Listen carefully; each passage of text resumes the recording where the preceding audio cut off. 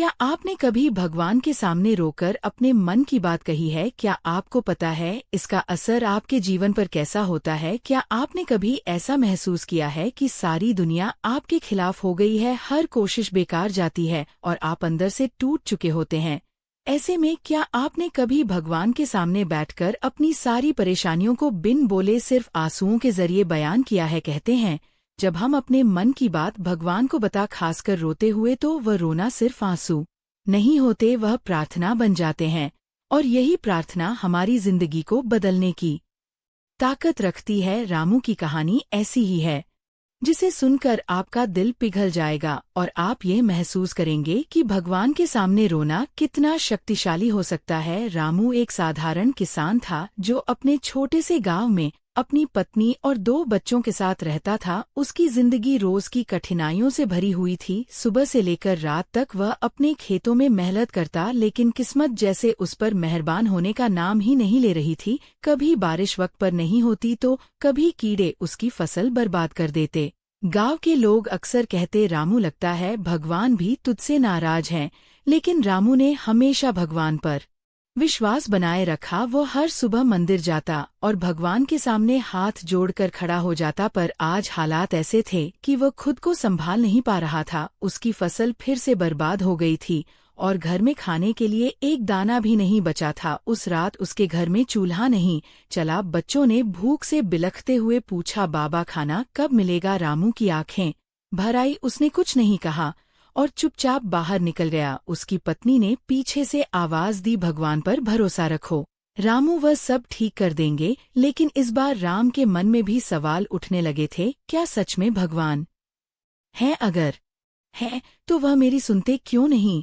अगली सुबह रामू ने तय किया कि वह भगवान से जवाब मांगेगा। वह गांव के मंदिर में पहुंचा, वहां कोई नहीं था। वह भगवान की मूर्ति के सामने बैठ गया और बस रोने लगा है, भगवान मैंने हमेशा मेहनत की है, कभी किसी का बुरा नहीं चाहा, फिर मेरे साथ ऐसा क्यों हो रहा है?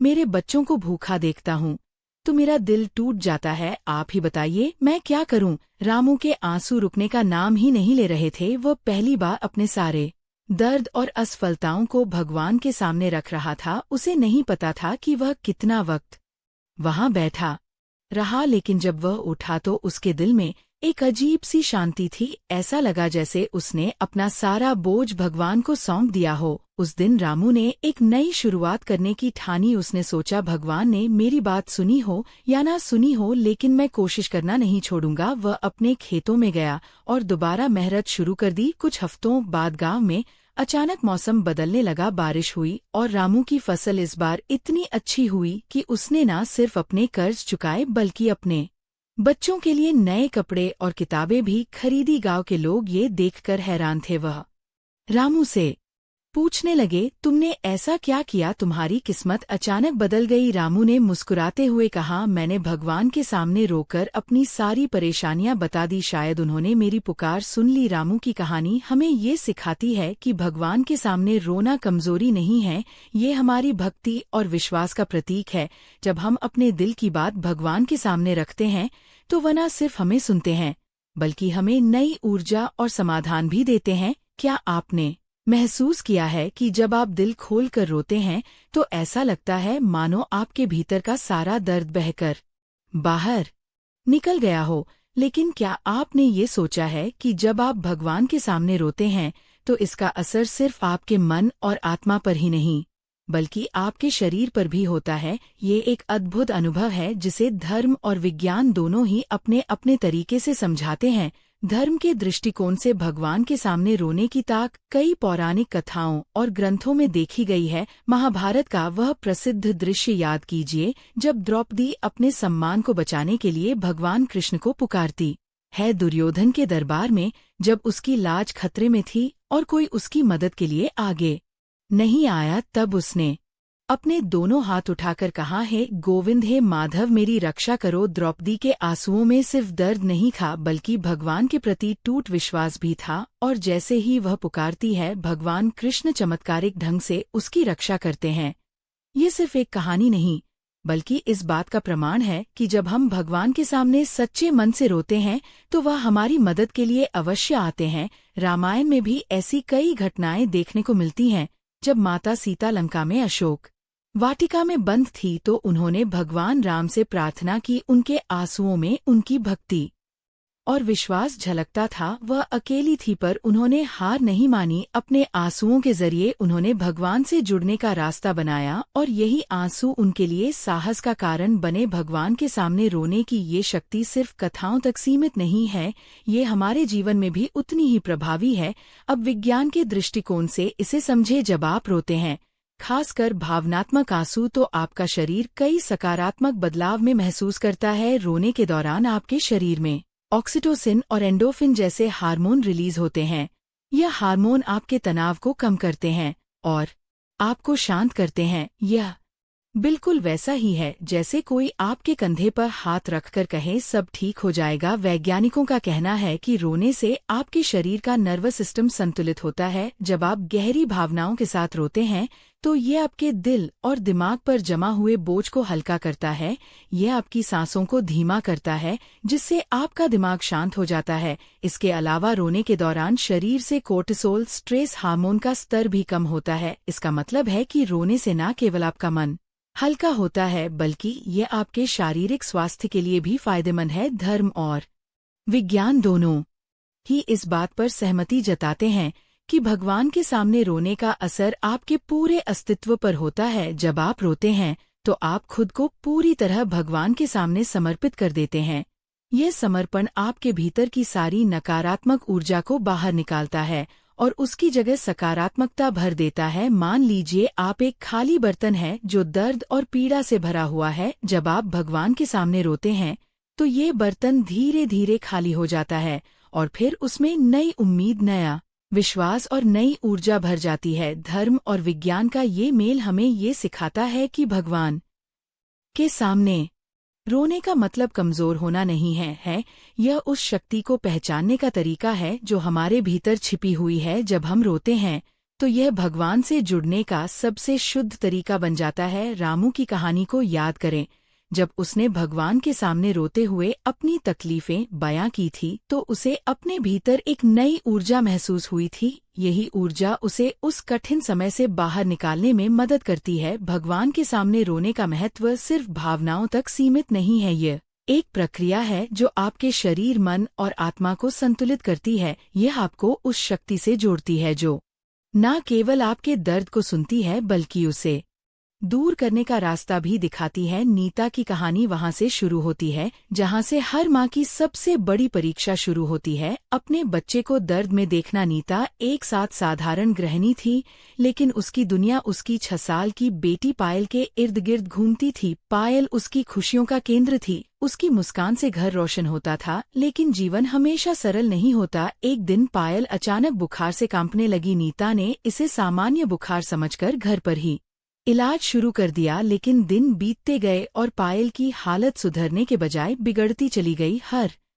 दिन उसकी चंचलता कम होती जा रही थी और उसकी हंसी कहीं खो गई थी। नीता ने डॉक्टरों के चक्कर लगाना शुरू कर दिया, हर बार एक नई दवा, एक नई जांच, लेकिन कहीं कोई सुधार नहीं हुआ। डॉक्टरों ने कह दिया कि पायल को एक दुर्लभ बीमारी है जिसका इलाज इतना आसान नहीं है। ये सुनकर नीता का दिल टूट गया। एक माँ के लिए अपने बच्चे को पीड़ा में देखना सबसे बड़ा दर्द होता है। नीता ने अपने पति के साथ मिलकर हर संभव कोशिश की। उन्होंने बड़े अस्पतालों में इलाज करवाने की कोशिश की पर उनकी आर्थिक स्थिति आड़े आ गई। परिवार कर्ज के बोझ तले दब गया, लेकिन पायल की हालत जस की तस रही। नीता रात रात भर जागकर पायल के माथे पर ठंडी पट्टी रखती। हर बार जब पायल अपनी कमजोर आवाज में माँ कहती, नीता की आंखों से आंसू बहने लगते। एक रात जब पायल की हालत बेहद खराब हो गई तो नीता ने अपनी बेटी को गोद में लिया और मंदिर की ओर दौड़ पड़ी। ये मंदिर था जहाँ नीता ने अपने जीवन के हर छोटे बड़े सुख दुख में भगवान के सामने सिर झुकाया था। लेकिन उस रात उसके आंसू उसके शब्दों से पहले बहने लगे। मंदिर में भगवान की मूर्ति के सामने नीता घुटनों के बल बैठ गई। उसने अपनी बेटी को अपने पास रखा और दोनों हाथ जोड़कर फूट फूट कर रोने लगी, है भगवान, आपसे ज्यादा कौन जानता है कि मैं पायल के बिना अधूरी हूँ। मेरी बेटी मेरी जान है, मैंने हर मुमकिन कोशिश की लेकिन अब मेरे पास कुछ नहीं बचा। आप ही बताइए, क्या मैं इतनी बुरी हूँ कि मेरी बेटी को इस तरह तड़पते हुए देखना मेरी सजा है? नीता की आवाज मंदिर के कोने कोने में गूंज रही थी। उसके आंसू रुकने का नाम नहीं ले रहे थे। उसने पूरी रात भगवान के सामने रोते हुए बिताई। सुबह की पहली किरण के साथ मंदिर का पुजारी आया। उसने नीता को देखा और कहा, बेटी, तुम्हारे आंसू बेकार नहीं जाएंगे, भगवान तुम्हारी पुकार अवश्य सुनेंगे। ये सुनकर नीता ने भगवान को प्रणाम किया और घर लौट आई। कुछ दिनों बाद एक अजीब घटना घटी। पायल की हालत में सुधार होने लगा। पहले जहां वह बिस्तर से उठ भी नहीं पाती थी, अब वह खुद से बैठने लगी। डॉक्टरों ने इसे चमत्कार कहा। उनकी रिपोर्ट साफ थी, पायल की बीमारी अब काबू में थी। नीता को समझ में आ गया था कि भगवान ने उसकी प्रार्थना सुन ली थी। उसने उस दिन अपनी बेटी को लगाया और कहा, पायल, भगवान ने तुम्हें मुझे वापस दे दिया, अब मैं तुम्हें कभी जाने नहीं दूंगी। नीता की ये कहानी सिर्फ चमत्कार की नहीं बल्कि विश्वास और समर्पण की भी है। जब नीता ने भगवान के सामने अपने दिल की बात रोकर कही, तो उसकी प्रार्थना ने उसका दर्द हल्का कर दिया और उसकी बेटी को नया जीवन दिया। इस कहानी में हर माँ खुद को देख सकती है। उस रात मंदिर में रोती हुई नीता हर उस इंसान का प्रतिनिधित्व करती है जो अपनी मुश्किलों में भगवान की शरण में जाता है। हम सबकी जिंदगी में कभी ना कभी ऐसा समय आता है जब हम खुद को असहाय महसूस करते हैं, लेकिन भगवान के सामने रोने का मतलब हार मानना नहीं, बल्कि अपने विश्वास को मजबूत करना है। नीता की तरह अगर हम भी सच्चे दिल से भगवान को पुकार तो वह हमारी पुकार जरूर सुनते हैं। सोचिए, क्या आपने भी कभी अपनी परेशानी में भगवान के सामने रोकर प्रार्थना की है? क्या आपके साथ भी ऐसा कोई चमत्कार हुआ है? अगर हुआ है तो वह पल आपके दिल में हमेशा के लिए बस गया होगा। महाभारत और रामायण जैसी महाकाव्य कहानियां केवल कथा नहीं है बल्कि वे जीवन के गहरे रहस्यों और सत्य को उजागर करती है। इनमें छिपे हर प्रसंग में हमें ईश्वर पर अटूट विश्वास और भक्ति की अद्भुत मिसालें मिलती हैं।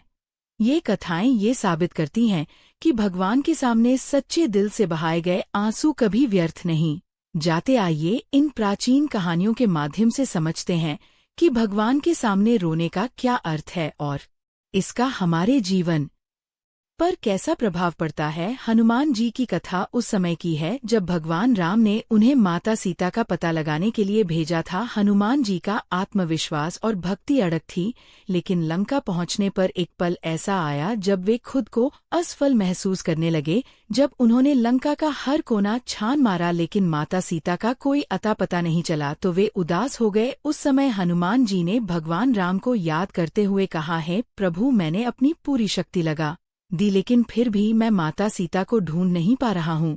क्या मेरा प्रेम और भक्ति कम है? मुझे मार दिखाइए। उनके आंसुओं ने भगवान राम के प्रति उनकी सच्ची भक्ति और समर्पण को उजागर किया और तभी उनकी तना जागृत हुई। उन्होंने महसूस किया कि उनकी असफलता केवल उनके दृष्टिकोण की कमी थी। तुरंत ही उन्होंने माता सीता को अशोक वाटिका में पाया। ये कथा ये दिखाती है कि भले ही हम खुद को कितना भी शक्तिशाली क्यों न समझे, सच्चा मार्गदर्शन पाने के लिए हमें भगवान के सामने झुकना ही पड़ता है।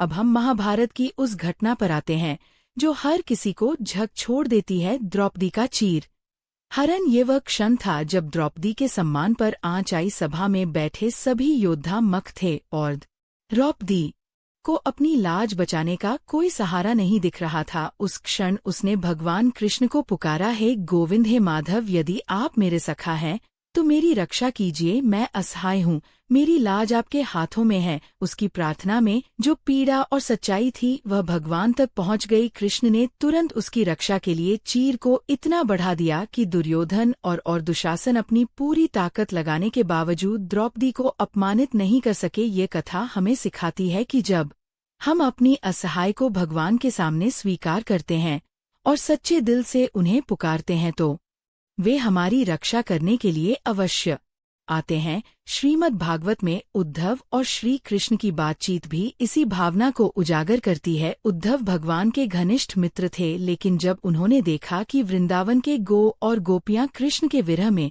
आंसू बहा रहे हैं तो उन्हें ये समझ नहीं आया कि सच्ची भक्ति क्या है। उन्होंने भगवान कृष्ण से मार्गदर्शन मांगा है। कृष्ण, आपके भक्तों का प्रेम और उनकी पीड़ा मुझे विचलित कर रही है, कृपया मुझे सच्ची भक्ति का अर्थ समझाइए। उद्धव की प्रार्थना ने भगवान कृष्ण को उनकी जिज्ञासा का उत्तर देने के लिए प्रेरित किया। उन्होंने कहा, उद्धव, सच्ची भक्ति वह है जहाँ प्रेम निस्वार्थ और समर्पण पूर्ण हो। जब भक्त अपनी पीड़ा, खुशी और हर भावना मेरे सामने रखते हैं तो वही उनका सबसे बड़ा बल बनता है। उनके आंसू उनके हृदय की गहराई से निकलते हैं और मुझ तक सीधे पहुँचते हैं।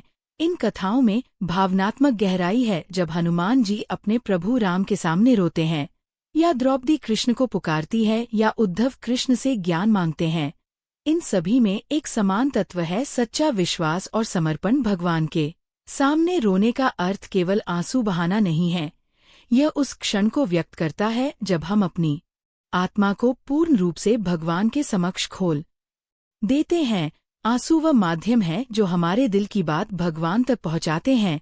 आपके लिए ये सोचने का समय है, क्या आपने कभी ऐसा पल महसूस किया है जब आपको लगा हो कि भगवान ही आपका अंतिम सहारा है? क्या आपने उनके सामने अपनी परेशानियां रो रो कर साझा की है? भगवान के सामने रोने का अर्थ केवल आंसू बहाना नहीं, बल्कि अपने पूरे अस्तित्व को उनके चरणों में समर्पित करना है। ये वह क्षण होता है जब हम अपने सारे दुख, चिंताएं और असमंजस उनके सामने रख देते हैं। भगवान के सामने रोने के फायदे केवल भावनात्मक नहीं होते, बल्कि ये हमारे जीवन में अद्भुत बदलाव लाने की शक्ति रखते हैं। जब कोई व्यक्ति भगवान के सामने रोता है तो सबसे पहले उसका मन हल्का होता है। ऐसा महसूस होता है कि जैसे हमने अपने दिल का बोझ उतार दिया हो। आंसू केवल पानी नहीं होते, ये हमारी भावनाओं का प्रवाह है जो हमारे अंदर जमे हुए दर्द और पीड़ा को बाहर निकालते हैं।